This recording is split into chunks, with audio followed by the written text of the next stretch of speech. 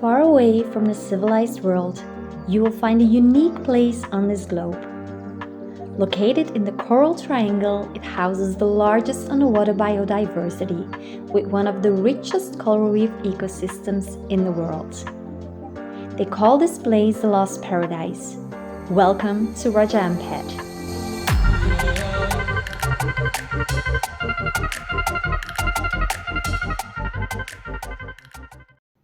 In this video, I will give you some practical tips about traveling Raja Ampat, and I will share our complete itinerary and budget.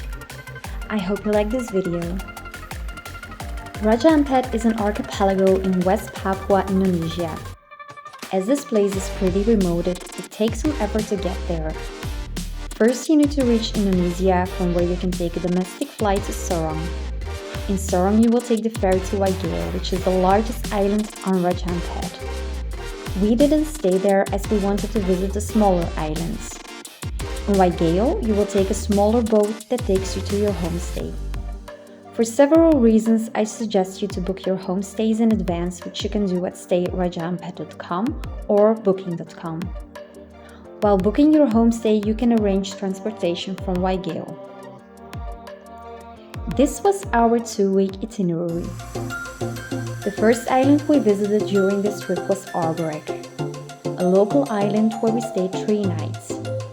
In my opinion, it's the least beautiful island where we stayed, but it's great to discover the local life, and it's the gateway to snorkel or dive with manta rays.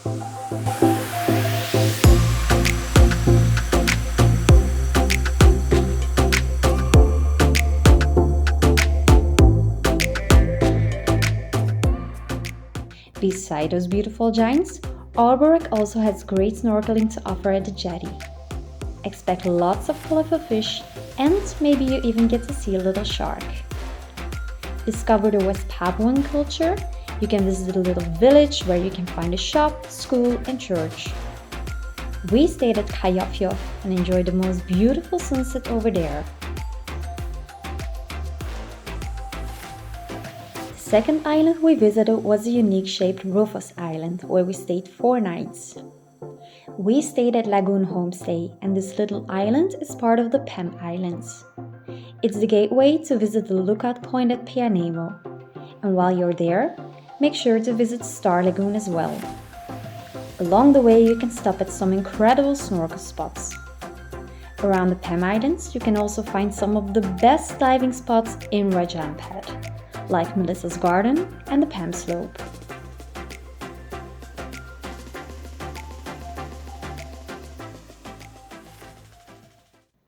The third island where we stayed is one of the most popular and touristic islands. However, Raja Ampat is still very calm with not a lot of tourists compared to the more known islands of Indonesia.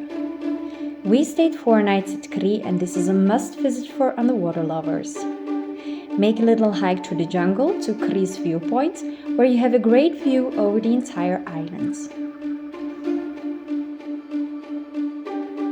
We stayed at Warahnes Homestay, and here you can find the most beautiful house reef, with colorful corals, hundreds of fish, wobbegong sharks, black tips and white tips, and even turtles.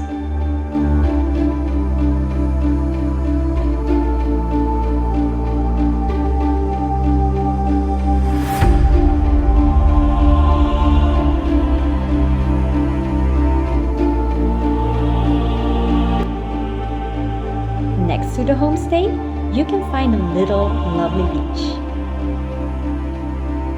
Kri has some of the most popular and beautiful dive sites in Raja Ampat, such as Cape Kri, Blue Magic, Sorry the Wall, Free Wambonda, Chicken Reef, and Mike's Point.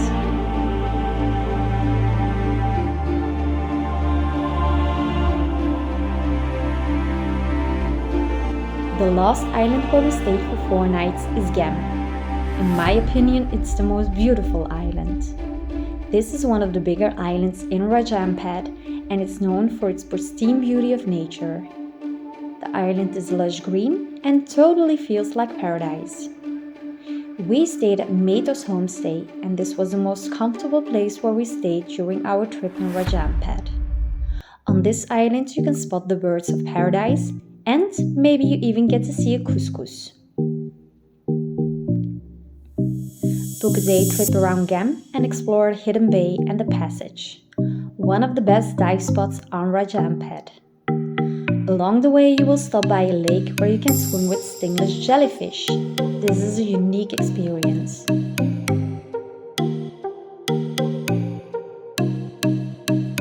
Around Gem, you can also find some of the most beautiful reefs where you can snorkel. Our favorite was the colorful citrus reef. The beauty of this place is mind-blowing.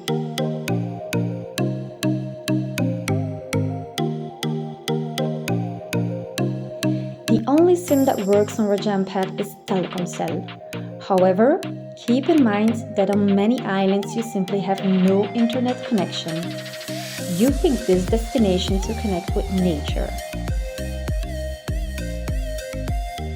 The only ATM you will find is in Sorong and the island of Whiteside, but it's still no guarantee that you can withdraw money, so bring enough cash.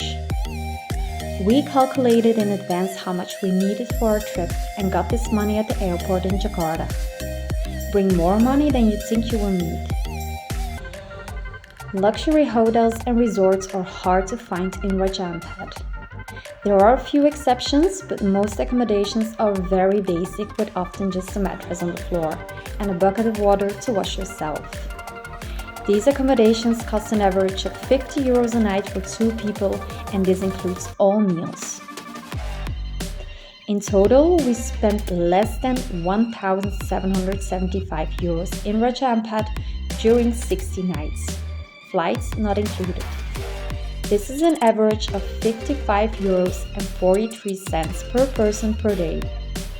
All details and our complete cost overview can be found on my blog. I hope you liked this video and thanks for watching.